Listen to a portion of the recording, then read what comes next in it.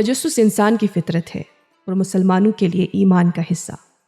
صدیوں قبل انسان اس بات کی تلاش میں تھا کہ مادے کی بنیادی حیثیت کیا ہے۔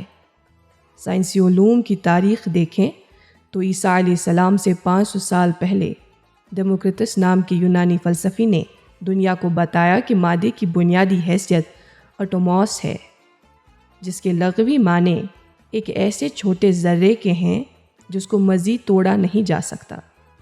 یہ بات انہوں نے تھیوریٹیکل بنیادوں پر کی۔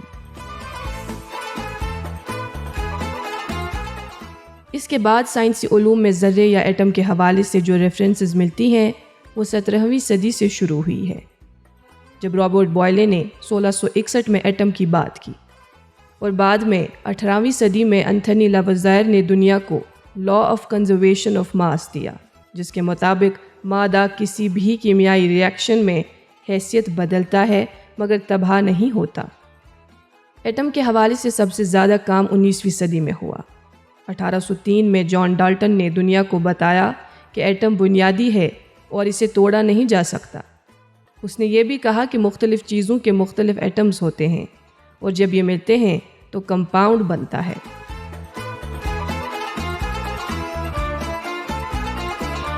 اس کے بعد سائنس کی تحقیق ایٹم کے حوالے سے بہت تیز ہو گئی۔ 1899 میں جے تھامسن نے الیکٹران دریافت کیا۔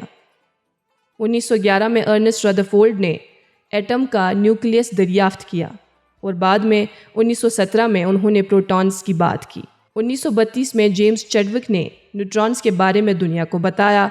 پچھلے 100 سالوں میں درجنوں سائنسدانوں نے ایٹم کی شکل، صفات، عمل اور رد عمل کے حوالے سے کئی باتیں دنیا کے سامنے رکھیں۔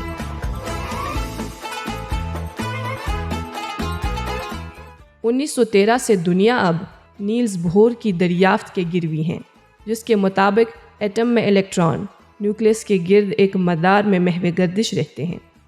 کوانٹم میکینکس نے تو ایٹم کی دنیا ہی بدل ڈالی۔ اب ایٹم توانائی کا ذریعہ ہے، علاج کا طریقہ اور تباہی کا سب سے بڑا ہتھیار ہے۔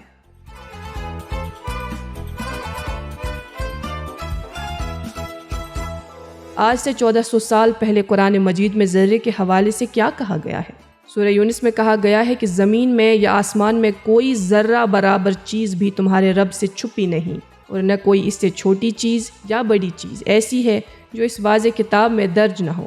مفسرین اس ذرے کو ایٹم ہی سمجھتے ہیں۔ سورہ سبا میں ذرے کے حوالے سے سورہ یونس میں درج کی گئی بات کا اعادہ کیا گیا ہے۔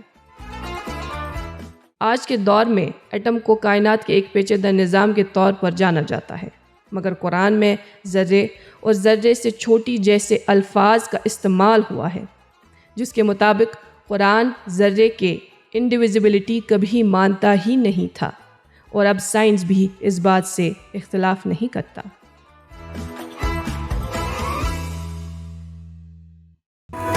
خیبر سیمنٹ، دل سے بناؤ۔